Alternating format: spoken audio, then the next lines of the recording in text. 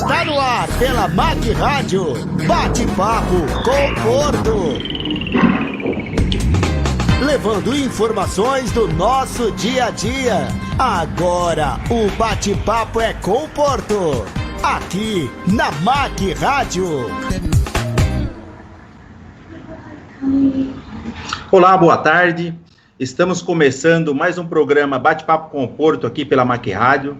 E hoje vamos receber, na verdade já estamos, recebendo o professor Fabiano, professor da PUC. É uma honra receber podemos falar a PUC, ao vivo aqui com a gente, em nome do Fabiano.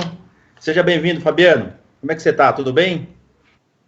Boa tarde, Porto. Boa tarde a todos que nos acompanham aí pela MAC Rádio, também pelo Facebook. É uma satisfação muito grande estar aqui, viu, Porto? Você aí um grande amigo nosso de longa data. E agradeço o convite e estou aqui à disposição para aquilo que eu puder ser útil. Muito bem, a gente que agradece em nome da MAC Rádio aí e do programa Bate-Papo com o Porto. Quero agradecer aí também a todos os ouvintes pelo prestígio aí, e o carinho que tem com a gente aí todas as terças-feiras, a partir do meio-dia e 15. Quero lembrar também que hoje é um dia atípico, devido ao feriado do dia 21, dia de Tiradentes.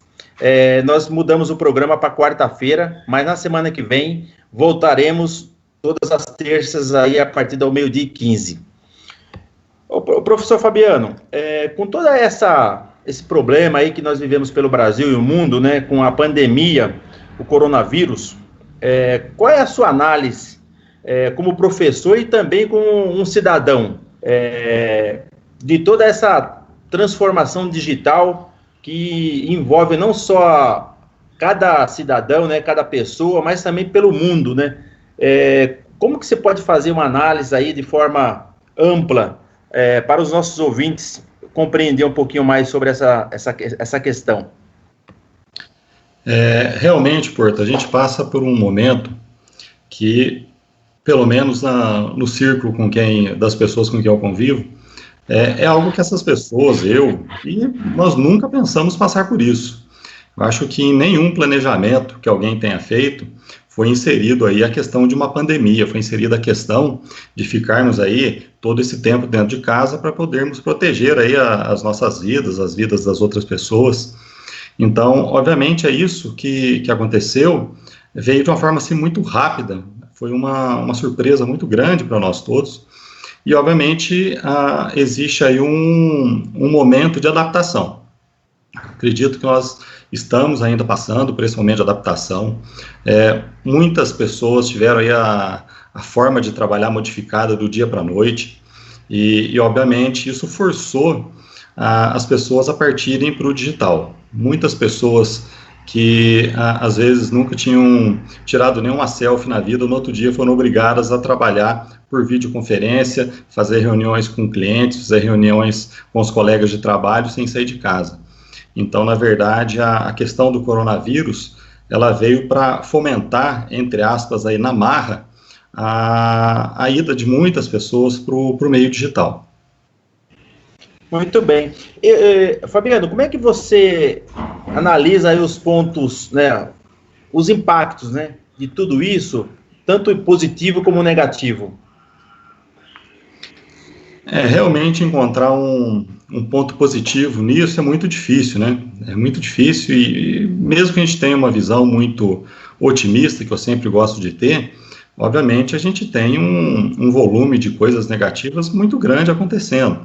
Só que o que eu acredito é que a hora que isso tudo passar, isso vai passar, nós precisamos ter paciência para que isso aconteça, nós vamos ter aí um mundo diferente daquele mundo que nós deixamos aí em meados de março. Eu acho que, olhando por esse lado, por esse ângulo, nós podemos ter, sim, a melhora de algumas coisas. Eu acho que, se a gente pegar, por exemplo, o sistema de saúde, no Brasil inteiro, estão trabalhando para fazer o quê? Para melhorar o sistema de saúde, porque era um sistema de saúde que não estava pronto para um volume, para uma situação grave dessa que nós estamos aí presenciando. A hora que isso tudo acabar, obviamente essa infraestrutura que foi gerada, ela vai ficar aí, de certa forma, mesmo os hospitais que foram feitos aí de forma temporária, mas equipamentos, leitos de UTI, vão ser remanejados, isso vai aumentar também a oferta para a população. Então, a gente tem que pensar que, mesmo numa situação tão ruim dessa, tão difícil para todo mundo, de uma certa forma, um legado vai ser deixado, sim, e eu acredito que, principalmente nessa área de saúde, nós teremos um sistema de saúde melhor quando isso tudo acabar. Muito bem, belas palavras aí, também concordo com isso. Agora tem uma polêmica aí, né, Fabiano? Eu já vi várias vezes nas redes sociais, nas redes de televisões aí, o reitor aí posso chamar ele de reitor, o Irã, dando entrevista com relação às mensalidades. Até tem uma pergunta aqui do advogado Lúcio, lá do CRC, mas antes de fazer a pergunta do Lúcio, é certo que as instituições precisam ter uma plataforma digital para dar um suporte no caso de aulas à distância? A PUC tem isso, Fabiano?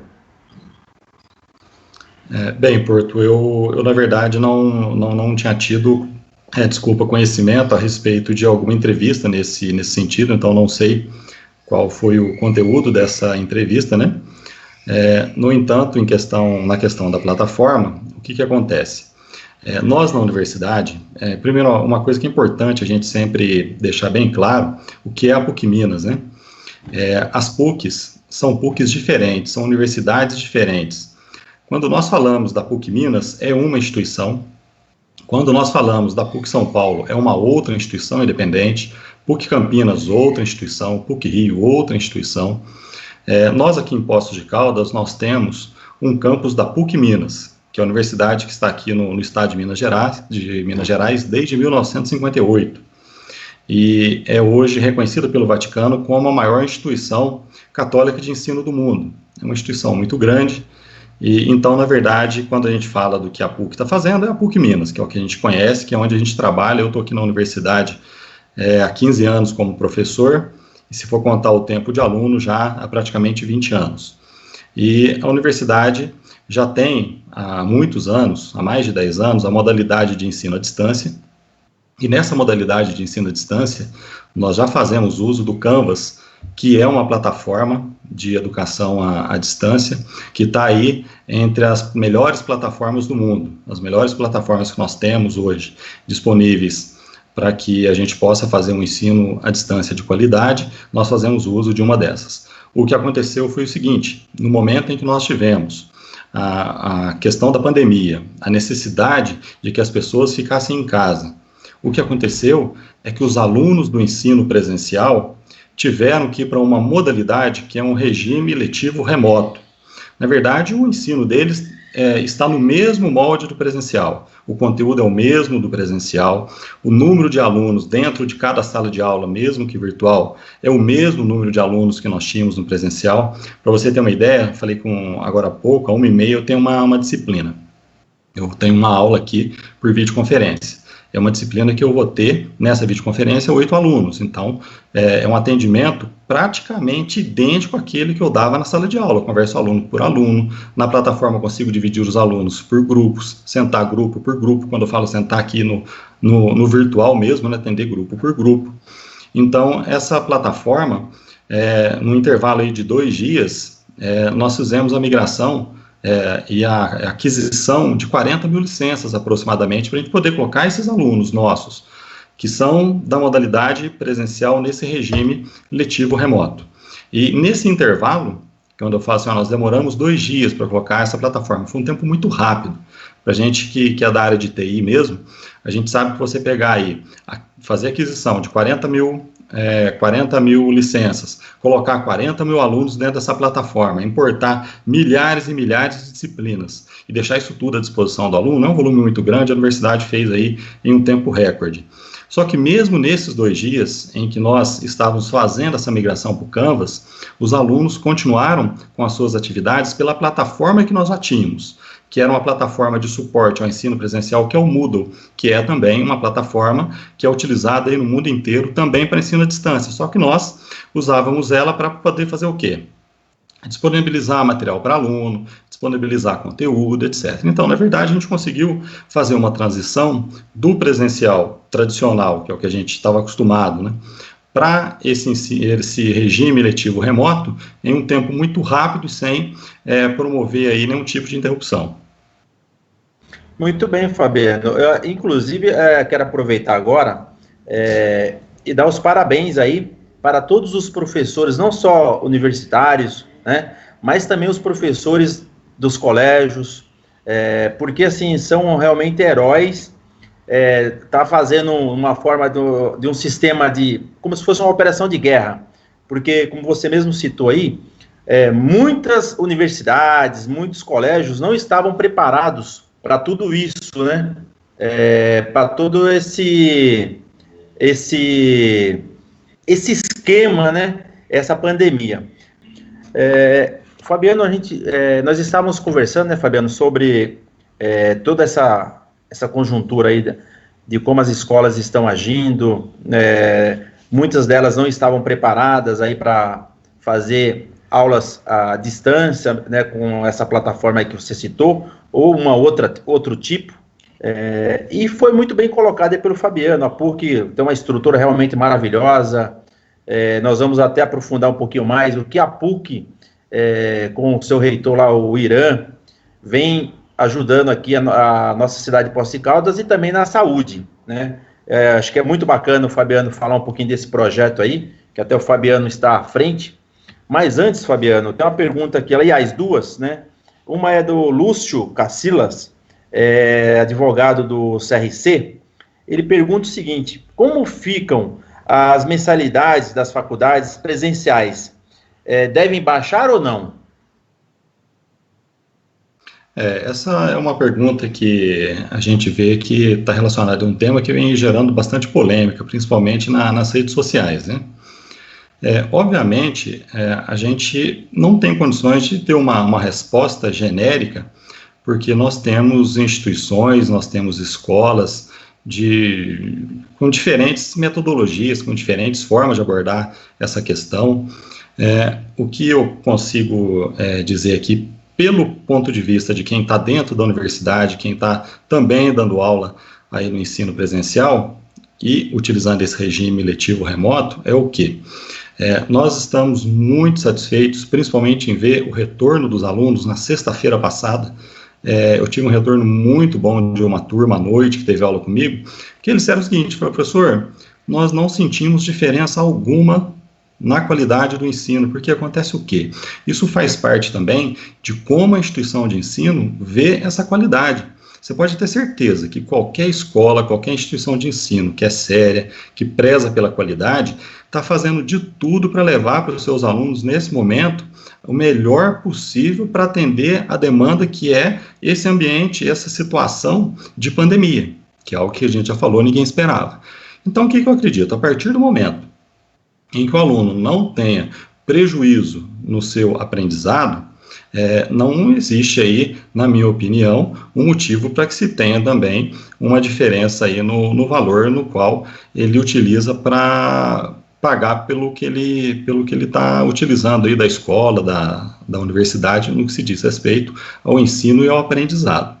É uma questão, assim, muito complicada, porque isso varia, obviamente, de escola para escola, de universidade para universidade. Então, isso eu acho que cada universidade, cada escola tem que tratar os seus problemas aí de forma individualizada com cada aluno, de uma maneira que você consiga chegar aí a algo que seja, antes de mais nada, justo.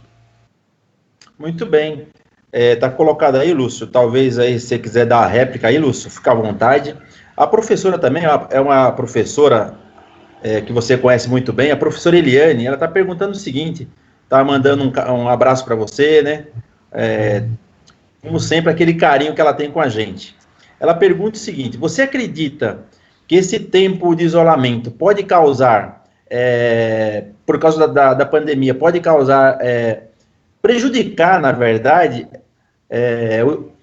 o aprendizado, porque está de forma online? Em primeiro lugar, eu queria mandar um grande abraço aí para a professora Eliane. A professora Eliane aí é um exemplo de professor que nós temos na cidade, uma pessoa com um nível de dedicação, uma competência, uma experiência, que assim, é algo invejável e é inspirador para nós que somos professores. Então, eu queria agradecer aí o carinho que a professora Eliane sempre tem com a gente. Eu acredito que hoje nós, como professores, a principal coisa que nós precisamos ter em mente é fazer o quê? Nós precisamos trabalhar para que realmente nós não tenhamos aí prejuízos pedagógicos, atrasos na formação do nosso aluno. Uma coisa que é muito importante a gente observar é que a gente sempre tem que ter em mente que nós estamos vivendo um momento de exceção muito grande, um momento terrível, na verdade. E esse tipo de situação, muitas vezes, pede coisas que normalmente numa situação comum não aconteceriam, mas nesse momento elas são importantes. E a gente precisa utilizar todas as ferramentas que nós temos para conseguir fazer com que o aluno não tenha um atraso na sua vida, porque muitas vezes você pensar em um aluno que perde um semestre, isso para ele é um prejuízo muito grande. Você imagina só você atrasar a formatura de uma pessoa em 6 meses. Imagina só você atrasar 6 meses a entrada dessa pessoa no mercado de trabalho. Você pode pensar que você está atrasando em 6 meses a aposentadoria dela, porque isso é uma sequência. Quando a gente pensa assim, olha, qual que é o prejuízo disso? Se o aluno hoje atrasa um semestre, um ano para formar, o prejuízo disso é gigantesco. Ele pode fazer uma conta simples e falar assim, olha, no mercado de trabalho, quanto seria o meu salário? Se eu estou trabalhando numa profissão que é regulamentada, qual que é o piso dessa profissão? É R$5.000. Se eu atraso 6 meses para formar, prejuízo para mim lá na frente vai ser de R$30.000 na minha vida, porque são 6 meses a menos que eu vou receber esse dinheiro, receber esse salário como formado. Então, o que nós temos que fazer nesse momento é realmente utilizar todas as ferramentas que nós temos. Nós estamos num ambiente hoje digital extremamente avançado, que a gente tem muita ferramenta para a gente conseguir levar aí para os alunos uma maneira, uma nova forma, na verdade um novo normal, que todo mundo está falando disso, né? Que a gente vai ter essa nova era aí, que é o novo normal, porque tudo vai mudar, você pode ter certeza. Tem aluno que a hora que terminar isso e voltar para o presencial, ele vai falar o seguinte, assim, olha, mas estava dando tão certo lá no virtual, não precisava sair de casa. Eu consegui acompanhar tudo numa boa. Isso vai acontecer, porque ele foi forçado a experimentar isso, forçado por nós, pelos professores, pela instituição, não. Foi forçado pela vida, foi forçado por um vírus que ninguém esperava que fosse chegar. Tudo que é novo tem aquela acomodação, né? No início incomoda, mas depois você acaba se acostumando, né? É como você mudar de casa, né? Você sair de uma casa e ir para outra, é um incômodo terrível. Você tem que mexer nos móveis, depois arrumar tudo de novo, né? Então, realmente, incomoda. Essa é a palavra que realmente define. A professora Eliane está falando assim, olha, não é à toa que você, ela, né, isso é uma opinião dela, considera você como o melhor educador e está fazendo um trabalho admirável, viu? Então, está aqui mais um elogio aí da professora Eliane. Agradeço muito mais uma vez o carinho e mandar um forte abraço para ela, viu? Muito obrigado, viu, professora? O Lúcio Cacila, o advogado, meu grande amigo aqui, ele está dizendo, minha filha estuda no Mackenzie e a carga horária diária foi reduzida a 4 horas para 2. E a distância é um sistema virtual e falho. A maioria dos professores não estão preparados para o EAD. Entretanto, a instituição está irredutível na redução da mensalidade.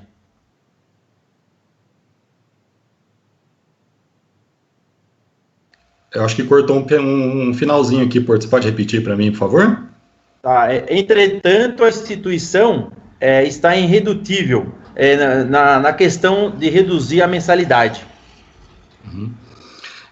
Isso aí, eu acho que, na verdade, foge aí até do âmbito pedagógico, né, educacional, e vai até para um outro âmbito, porque nesse momento eu acho que realmente precisa observar se isso está gerando prejuízo para o aluno, e se isso gera prejuízo para o aluno, obviamente, é preciso ser conversado, é preciso ser negociado com a instituição. Eu, para ser sincero, não conheço a forma de educação da Mackenzie, não conheço as ferramentas que eles utilizam, Então, na verdade, eu acho que cabe aí uma conversa.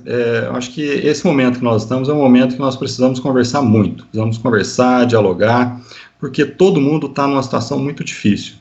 E eu tenho certeza que o Lúcio, eu creio que eu conheça o Lúcio, eu sei quem que é, porque eu não estou vendo foto dele aqui, você falou só pelo nome do Lúcio, mas se for o que eu estou pensando, é uma pessoa que tem uma experiência muito grande, um advogado respeitado aqui em Poços, eu tenho certeza que ele sabe aí todos os caminhos que podem ser tomados para isso, e além do mais, de ter um bom conhecimento, um excelente conhecimento nessa área do direito, é uma pessoa que tem aí uma habilidade, sabe conversar muito bem com as pessoas, já tive a oportunidade de conversar com ele algumas vezes, não sei se ele se lembra, mas é uma pessoa assim que realmente tem um trato muito bom, eu tenho certeza que esse trato é uma das principais coisas que nós precisamos hoje para conseguir superar todos esses limites, essas barreiras que estão sendo nos apresentados aí nesse momento. O Lúcio, até peço desculpa ao Lúcio, ele faz parte do grupo Coen, de empresas, né? Ele tem um programa na Mac Rádio também, é nosso parceiro aqui na Mac Rádio. Todos os dias. Então. Isso, todos os dias aí a partir das 9 horas. Então, meu amigo, fica aí dado o recado aí. Obrigado aí pela sua audiência. E é um grande prazer ter você aqui com a gente participando. Quero agradecer também aí a professora Eliane, aquele carinho de sempre, né, aqui com a gente. A minha sogra, Maria Aparecida, ali do bairro Primavera, a Quitéria ali da Vila Cruz, o Fabiano, seu xará aí, lá da Belo Horizonte, a grande BH. Muito bem, Fabiano. Já, Rodrigo, já vou. O Rodrigo já está soprando aqui para a gente ir para os comerciais, mas rapidinho aqui. Quero mandar um abraço também para o Nilton Junqueira da Saúde, grande parceiro aí da saúde, faz um trabalho belíssimo aí na questão de custos e tudo mais. Deixa eu ver mais quem. Aqui, o Fernando Tomás, proprietário da rádio. A Mariusa Dias, muito obrigado, minha amiga, aí, pelo seu carinho e a sua audiência. E também o Denilson Santos acabou de entrar aqui, um grande abraço. Eu espero que ele participe também, um cara que está sempre fazendo perguntas bem ponderadas, bem elaboradas, viu, Denilson? O Alexandre Ferreira também, aquele abraço, viu, meu amigo? E aproveito, peço desculpa aí aos nossos ouvintes, porque a minha internet está travando um pouco. Isso é coisa, infelizmente, né, que pode acontecer, mas não depende da gente. O Fabiano Pessoa, seu xará, lá de Belo Horizonte, está perguntando o seguinte, Fabiano. Boa tarde. Sou adepto ao ensino à distância. Às vezes sinto um certo preconceito. Você acredita que depois de tudo isso, essa modalidade tende a crescer? Em primeiro lugar, mandar um abraço para o meu xará aí, né? Fabiano Pessoa, você falou o nome dele, né? Isso. Fabiano, eu acho que o ensino à distância já era uma modalidade que vinha em ascensão no país. Nós somos um país que ainda tem um acesso à universidade, ao ensino superior muito pequeno. A nossa taxa líquida de matrícula hoje está aí em torno de 22%. Então, se nós imaginássemos um panorama aí, uma sala com 100 jovens de 18 a 24 anos, apenas 22 deles estariam dentro da universidade. E isso são vários motivos, um deles é o tamanho do nosso país, tem muita gente que mora em locais afastados, etc., e o ensino à distância acaba sendo uma forma de democratizar a educação. E ele vem crescendo, obviamente, é necessário um cuidado muito grande. Eu costumo dizer que quando a gente fala de educação à distância, a gente sempre tem que observar qual é a universidade. Porque se você me falava assim, olha, o ensino presencial é bom? Depende da universidade. E o ensino à distância é bom? Também depende da universidade, depende da instituição. Então, obviamente, quando é feito com seriedade, é um ensino que, obviamente, tem um potencial muito grande. E muita gente está experimentando ele agora, sem ter tido outra alternativa, né? Porque, na verdade, ele está fazendo as suas aulas aí à distância. Porém, muito importante a gente observar que existem formas diferentes de ensino à distância. Existem aí, abordagens onde são colocados aí 2.000, 3.000 alunos numa turma só. E muitas vezes, na maioria das vezes, na verdade, o que está acontecendo agora é que o aluno que está no regime letivo remoto, ele está com a mesma quantidade de alunos que ele teria na sala física, na sala presencial, ele está aí no EAD. Então, obviamente, é um ambiente diferente. Mas eu não tenho dúvidas que realmente isso vai, no mínimo, despertar em muitos alunos essa pergunta. Assim, olha, eu gostei disso, por que eu não vou, então, fazer um curso à distância? Obviamente, eu, particularmente, é uma opinião muito pessoal minha, eu acho que a gente tem vantagens e desvantagens em ambos as modalidades, e o aluno tem que pensar muito, porque ele tem que ver aquilo que realmente atenda ele, atenda às expectativas dele, e de forma que ele consiga, no final dessa jornada, que é uma graduação, colher os frutos lá na frente, que, na verdade, esses frutos são uma formação de qualidade, e essa formação que viabiliza a ele conseguir um emprego de qualidade, que, na verdade, no final das contas, isso tudo a gente faz para poder conseguir levar aí, muitas vezes, um conforto maior para a nossa família, etc. Muito bem, eu quero fazer uma correção aqui. Eu falei Fabiano, mas é Fabiana, viu? Então, desculpa aí, Fabiana. Um beijo no coração, é minha sobrinha. Até de vez em quando eu até erro com relação ao casal, porque o esposo dela também chama Fabiano, viu? Então você vê que coincidência, Fabiana e Fabiano. Legal. Então, muito legal. Quero mandar também um abraço aí para sua esposa, carinhoso aí, viu, Fabiana? Lívia. Também mando um beijo para a Lívia. Obrigado aí pelo carinho aí. O Caetano, a Mariana tá uma graça, né? Assim. O Denilson também está dizendo aqui o seguinte, que é um tema bastante pertinente e atual. Precisamos realmente se adaptar a um novo momento que a humanidade está exposta. É isso mesmo, Denilson. Muito obrigado aí pelo seu posicionamento. Deixa eu ver mais quem aqui. O Denilson, gostaria de saber, dentro da análise de vocês, a postura dos nossos governantes e as esferas municipais, estaduais, federal estão corretas? Dentro dessa linha, Fabiano, eu vou até antecipar um pouquinho. Eu gostaria, Rodrigo, que você colocasse agora o vídeo do nosso governador Zema aqui, do nosso estado aqui de Minas Gerais, por favor.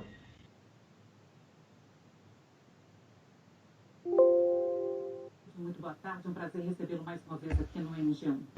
Boa tarde, Aline. Boa tarde. Será que o Rodrigo está ouvindo? É um prazer estar aqui novamente. Por qual motivo o senhor não assinou essa carta de apoio ao presidente do Senado e ao presidente da Câmara dos Deputados? Ah, legal. Aline, na minha Tecnologia é assim, viu, gente? O governador deve se ater à questão do seu estado.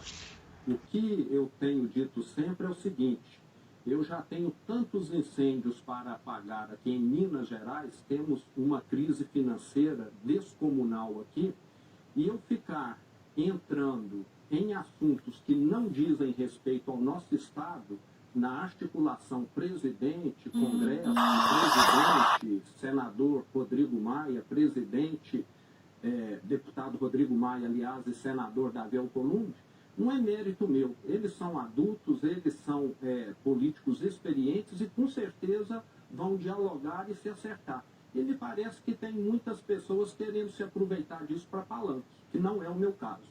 Mas o senhor, neste caso, não fica contra aos 20 governadores? Eu te diria que não. Eu estou a favor de Minas. E tem pessoas querendo se promover dentro de uma briga que não é deles, na minha opinião. Essa é a minha posição. Pois é. E com relação à presença do presidente no protesto, apoiando o protesto que defende o AI-5, qual é a postura do senhor? O senhor apoia também? Ixi, ela ficou sem graça. Aline, eu sou totalmente contrário a qualquer regime autoritário, ditatorial. Isso tem que ficar muito claro. Eu sou um democrata nato. E dentro da democracia existe liberdade de expressão. Nós temos movimentos pró-aborto, nós temos movimento pró-pena de morte, movimento pró-legalização de drogas. É da democracia que as pessoas tenham liberdade de se manifestar.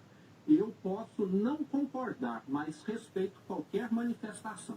E qual é a opinião do senhor com relação ao presidente, que quase todos os dias provoca aglomerações? Como eu disse, é um direito dele ter a opinião pergunta dela, velho. Mas pode ser que eu não concorde. Eu não tenho feito isso aqui em Minas Gerais. Isso, tira o seu Então, fora, Zé. aqui eu não tenho feito como ele. Agora, é um direito dele se manifestar. Nós estamos numa democracia, temos de lembrar disso. A riqueza da democracia é a diferença de opiniões. E parece que tem pessoas que estão adotando um totalitarismo contra o presidente. Isso, Aí eu inclusive a concordo Globo. também. Muito A bom. gente sabe que o Estado vive uma situação financeira muito crítica. O senhor mesmo se reuniu com o presidente Jair Bolsonaro no último dia 9 para negociar compensações financeiras. Agora, é por causa disso que o senhor precisa desse apoio, que o senhor se esquiva das situações que a gente está vivendo, por exemplo, o isolamento social, enfim. De forma A pergunta alguma, dela, eu velho. vejo que se eu estivesse seguindo o presidente totalmente, talvez nós não estaríamos aqui com o isolamento social. O que eu faço questão, Aline, é de não entrar em assuntos que não dizem respeito a mim. Eu já tenho de lidar aqui com uma Assembleia Legislativa que tem contribuído muito, mas o meu foco é me dar bem com a Assembleia Legislativa. As reformas de Minas passam necessariamente pela Assembleia e não por Brasília. Agora, eu ter uma boa interlocução em Brasília é fundamental também. E o presidente, nós temos de lembrar, ele pode estar errando em algumas coisas, mas está acertando em outras. E eu aqui a mesma coisa. Nossa, tenho agora a certeza Globo vai que matar o todos Zema. os governadores também. Se o presidente visitasse cada estado e fosse analisar o que cada governador está fazendo, com certeza ele ia encontrar questões que ele discordaria. Então eu vejo que está havendo, parece que um movimento exacerbado, desnecessário, com relação a algumas falas, algumas questões do presidente. Outro dia eu até brinquei, se o presidente arrotar, vai virar motivo de alguém se manifestar. Nós deveríamos focar no nosso trabalho. Fudeu, agora a Globo mata ele. ele. Em Minas eu vejo um clima saudável. Eu não tenho relacionamento ruim com os prefeitos. Nós temos prefeito de todos os partidos aqui em Minas. Eu me relaciono Meu bem com pai todos. eterno, Porque assinou a eles sentença de estão morte focados agora. em administrar a cidade deles e não em ficar atacando aqui o governador. Falando especificamente do enfrentamento ao coronavírus aqui no estado, vai ter uma testagem em massa em Minas Gerais? Aline, porque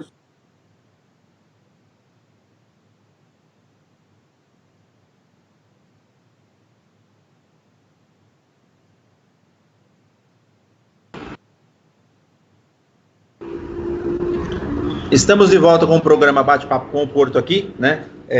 Peço desculpa aí por alguns...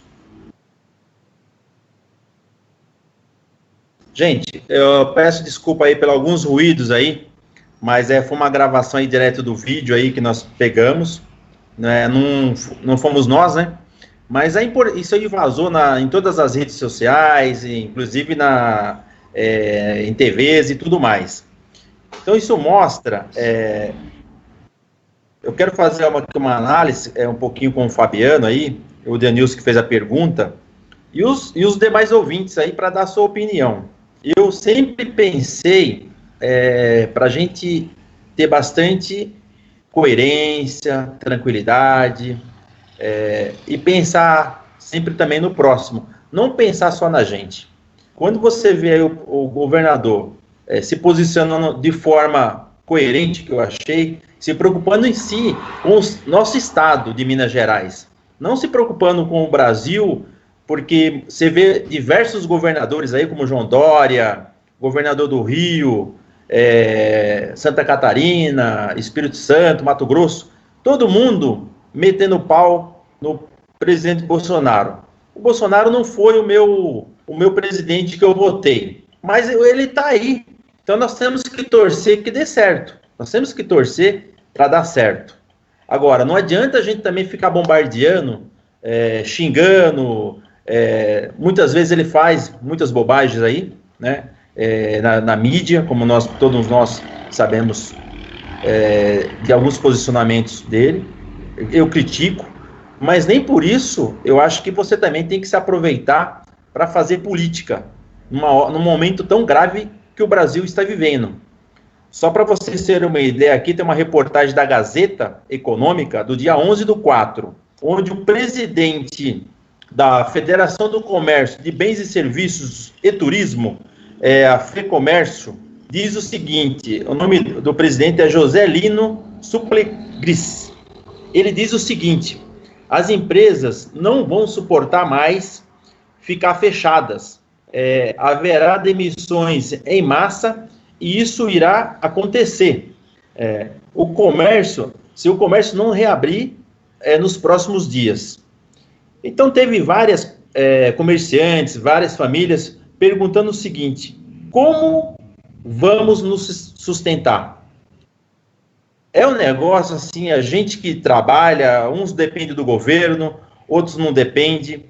É algo assim, eu, sinceramente, não tenho uma resposta para falar aqui, mas eu tenho um pensamento.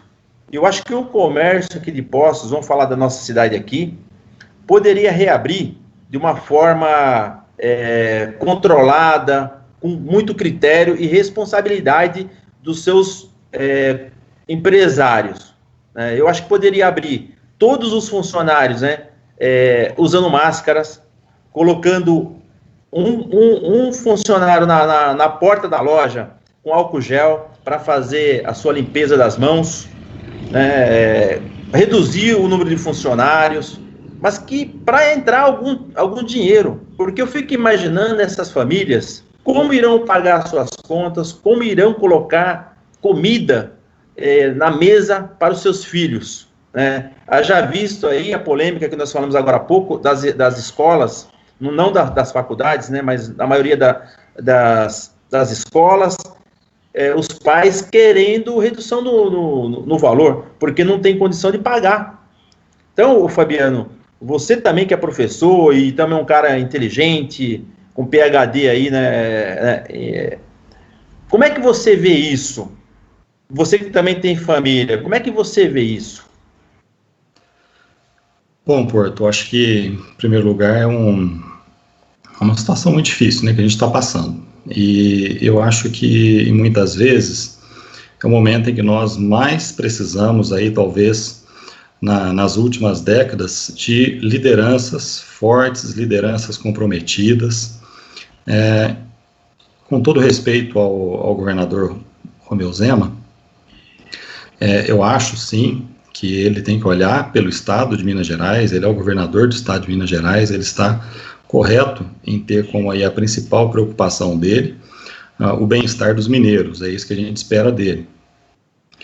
No entanto, eu acho que a questão do apoio aos movimentos que aconteceram, que são movimentos que claramente, gente segurando faixa, pedindo a ditadura, pedindo um novo ato institucional, isso ele foi infeliz na fala dele, porque isso não é liberdade de expressão. Nós temos que saber diferenciar o que é liberdade de expressão daquilo que nós não podemos dizer. Nós vivemos num mundo livre, obviamente, mas a gente não pode falar tudo também. E a apologia à ditadura, não sou advogado, mas pelo pouco que eu conheço, é crime. Vai contra a nossa lei de segurança nacional. Então, isso não faz parte do direito de expressão. E, se eu estiver enganado, isso não for crime, porque mais uma vez, eu não sou advogado, o AI-5, na verdade, ele abriu, na época, a possibilidade para perseguição, para tortura e para morte, que isso está relatado nos livros de história. Então, se isso não for crime, apoiar isso, no mínimo, um equívoco muito grande, porque eu, por exemplo, como cidadão, de forma alguma, eu jamais apoiaria isso. Eu acho que quem fala aí, fora Maia, fora Alcolumbre, fora Bolsonaro, está exercendo o seu direito de cidadão. Nós vivemos num ambiente democrático. Só que esse discurso, essa voz, não pode chegar no nível de vamos fechar o Congresso, vamos fechar o STF, porque nós não estamos, nesse momento, atacando as pessoas, nós estamos atacando as instituições, as quais, por exemplo, com exceção do STF, que tem um outro formato, nenhum deputado que está lá hoje, dos 513, nenhum dos 81 senadores, chegaram lá sem o voto do povo. Então, o que eu acho que é o que é mais importante nesse momento é cobrarmos as pessoas, não querermos o fim das instituições, é nós, antes de mais nada, trabalharmos aí com a conscientização do nosso eleitor, para que a gente talvez não precise ficar aí o tempo inteiro da nossa história com a faixa de fora alguém levantada, porque a gente não consegue praticamente terminar o mandato de presidente algum. Então, eu acho que nesse ponto ele cometeu um equívoco, na minha opinião. Ele, como homem público, como líder, ele tem que se posicionar sim, ele tinha que se posicionar, e acredito que tinha que se posicionar contra, que é o que a gente espera de alguém que luta aí pela democracia. Ele mesmo se disse um democrata, e eu acredito que ele seja sim um democrata. Obviamente ele fica numa situação muito complicada, porque ele também não quer gerar aí um problema institucional, um problema de relação com o presidente da República. No entanto, essas considerações. A questão econômica é uma questão complicadíssima, uma questão que nos corta o coração. Talvez eu nunca tenha passado por um período de tanta preocupação quando eu passo agora, não preocupação só comigo, com outras pessoas, com um monte de gente que está em volta da nossa cidade, que nós sabemos sim que tem muita gente com dificuldades gravíssimas, e isso obviamente é uma coisa muito triste que as pessoas estão passando. E aí, mais uma vez, é o momento que nós precisamos de união, porque nós estamos passando por um momento em que, na prática, os nossos governantes não sabiam como lidar com isso. Se a gente pegar lá na Itália, entre acontecer aquele fatídico jogo lá em Milão e a chegada na cidade onde foi o epicentro, que eu esqueci o nome da cidade agora, que não foi em Milão, o jogo foi em Milão, entre esse fatídico jogo e a chegada de 15 caminhões para tirar os corpos da cidade, os caminhões do exército, passaram-se pouco mais de 20 dias. Então a gente vê que é uma tragédia que é muito rápida. Obviamente lá teve uma questão do jogo, tinha muitas pessoas no jogo. E o que a gente vê? Quem hoje está determinando a abertura ou não do comércio, se volta a funcionar ou se não volta, como que tem que voltar, são pessoas que precisam ter dados nas mãos. Eu, por exemplo, para ser sincero, não sei te dizer se tem que voltar ou se não tem, porque eu não tenho esses dados.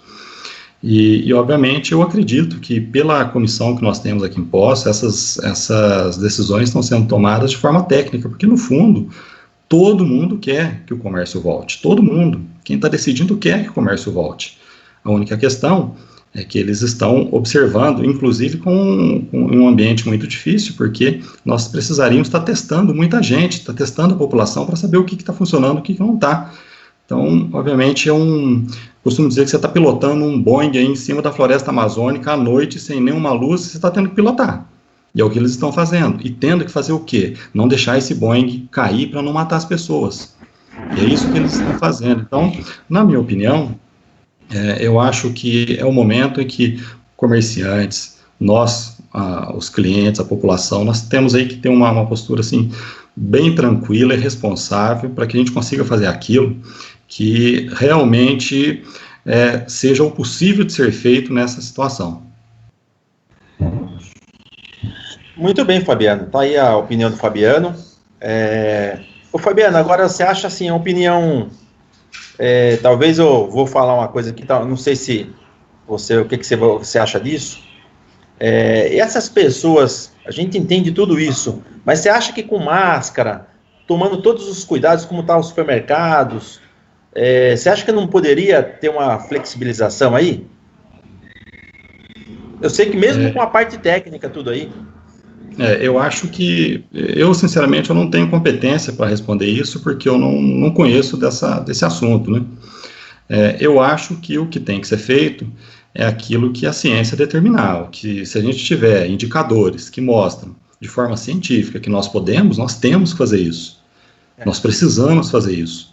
Só que a partir do momento em que nós não tivermos esses indicadores que nos mostrem com segurança esse movimento, eu acho que realmente é preciso ter uma postura assim, muito responsável. Hoje de manhã, ou ontem, eu vi em alguma reportagem, não sei se foi na TV, que em Varginha foi liberado e o prefeito já estava considerando bloquear de novo, porque não houve respeito às regras que eles colocaram. Então, obviamente, faltou colaboração também da população, faltou colaboração das pessoas que estão envolvidas aí. Mais uma vez, o que eu acho é o seguinte: todos, eu tenho a impressão que essa deve ser uma unanimidade, todos querem e têm certeza absoluta da importância do comércio. Eu sou um defensor do comércio, quem me conhece sabe que eu falo aos quatro cantos que o maior ponto turístico, o melhor ponto turístico que nós temos aqui em Poços de Caldas é o nosso comércio. É um comércio feito de gente trabalhadora, de gente competente, as nossas lojas são lojas excelentes. Então, eu sou um defensor do comércio, eu estou torcendo, mas torcendo assim, falando com o coração aberto para a volta do comércio, só que para uma volta segura. Eu torço para uma volta segura e eu tenho certeza que hoje, quem está aqui na cidade tomando essas decisões, se fizer a volta do comércio, vai fazer sabendo que está tomando uma atitude segura. Fabiano, só para... acabei de receber uma mensagem aqui, que eu, com a informação que o Trump cancelou, né, ajuda a Organização Mundial da Saúde, OMS, o secretário diz o seguinte, já está repensando, então ele mudou um pouco o discurso dele agora. Então a gente não sabe se isso é devido a esse corte das verbas, né? Mas é um assunto aí que fica para um próximo programa. Eu queria que você falasse, Fabiano, rapidinho, do projeto que você está à frente da PUC. E mais uma vez quero agradecer a PUC aí pelo trabalho maravilhoso que vem fazendo, você à frente aí como uma pessoa, um profissional belíssimo e brilhante em tudo que você pode ajudar aqui a nossa cidade através da PUC aí. Eu sei que também tem muito dedo seu aí em vários projetos que a PUC participa, né, da nossa cidade, tanto na área da educação, como também na área da saúde. Mais uma vez, muito obrigado, viu, Porto, pela consideração.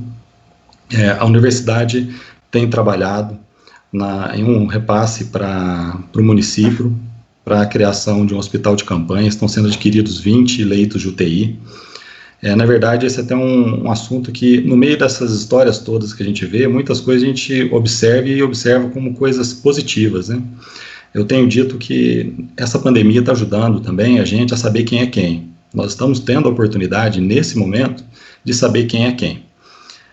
E na verdade, não sou eu que estou à frente desse repasse, é o nosso pró-reitor que está se envolvendo pessoalmente nisso. E aí, quando a gente observa, com os afazeres que ele tem, a quantidade de compromissos que ele tem, uma agenda complicadíssima, ele está sentado lá na frente do computador, na casa dele, que ele conversa muito comigo, ele fica na planilha, olhando o valor, está pegando orçamento de produto, de medicina, ajudando compras. É o pró-reitor da instituição trabalhando junto com o departamento de compras. Então a gente vê uma união das pessoas, né? Para quê? Para conseguir o bem maior, que na verdade é conseguir garantir aí a saúde das pessoas da nossa cidade. Para você ter uma ideia, no último mês já foram adquiridos aproximadamente R$350 mil. E um ambiente, Porto, em que as compras estão totalmente diferentes daquilo que a gente imaginava. Você compra uma coisa agora de manhã, a hora que chega à tarde, a pessoa desiste, fala assim, não vou poder te vender mais. Aí você vai descobrir porque ela conseguiu um valor maior, porque está faltando no mercado. Para você conseguir EPIs, equipamento de segurança, você está sendo um transtorno. Então, a hora que você observa a quantidade de gente lá no nosso compras, nós devemos ter aí aproximadamente 4 pessoas que estão trabalhando exclusivamente para a questão da pandemia. São 4 pessoas trabalhando exclusivamente nisso do compras, o nosso pró-reitor trabalhando no setor de compras. Eu aqui ajudando tudo aquilo que eu posso ser útil, eu também não meço esforço. Então, é muita gente trabalhando, aí a gente fica muito satisfeito de ver a universidade com uma postura dessa, num momento desse em que a gente realmente mais precisa da boa vontade, do trabalho e do esforço das pessoas. Isso realmente então, é brilhante, né? Eu vi. Falando nisso, Fabiano, o grupo, né, a dupla, né, na verdade, Giovanni e Denilson, eles vão fazer uma live aí acho que na sexta-feira agora, a partir das 19 horas, na casa até do Scud. Quero mandar um abraço aqui pro Scud e o Galvão aí do grupo do RGB, né, que são 2 pessoas maravilhosas, têm um astral e um coração maior que o mundo aí para ajudar as pessoas.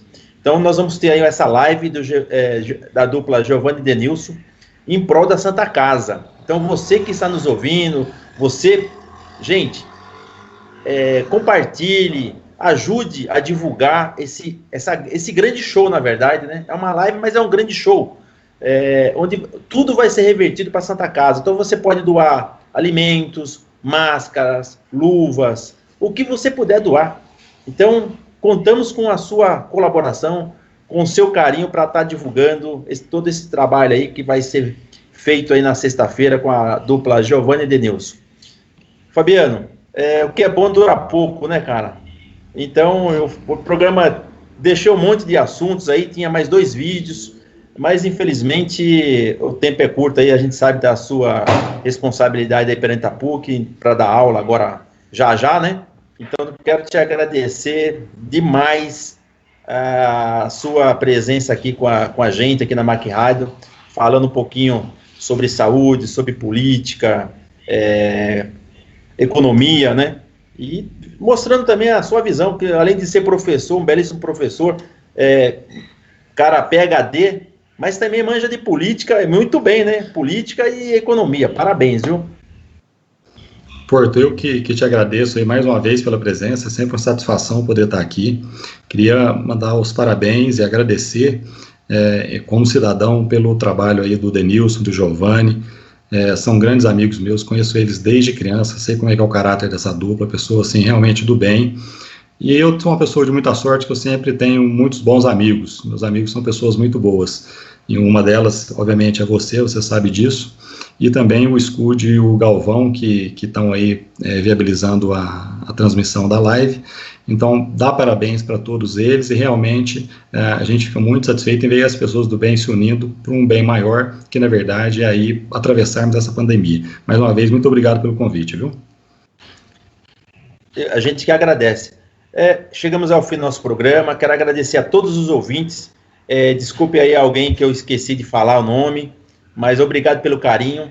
Espero vocês aí na próxima terça-feira, a partir das 12h15. Então, gente, um beijo no coração, uma excelente semana e um maravilhoso final de semana. Fui.